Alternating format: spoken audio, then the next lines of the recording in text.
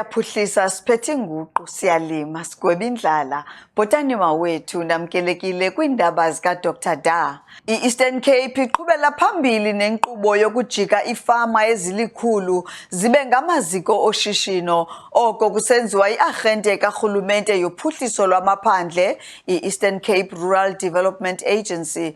Oku kwamkelwe ngamafama ephondo ngezandla ezishushu ebona indlela yokuwavulela amathuba okuziphuhlisa. Sasiye sabanika i-proposal sizicelo ezithi mabalutshintshe njani ulimo lwephondo.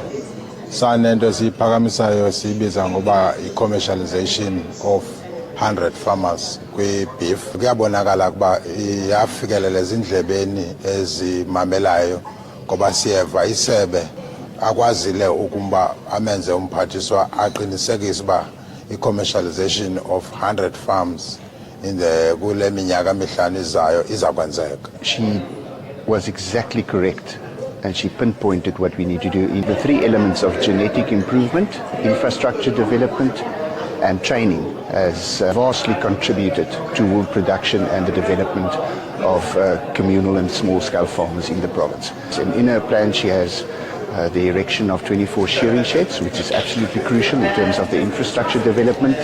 Ikhwelo lityala mawethu masibhinqele phezulu sihambe siyokulima. Ndinithanda nonke emakhaya.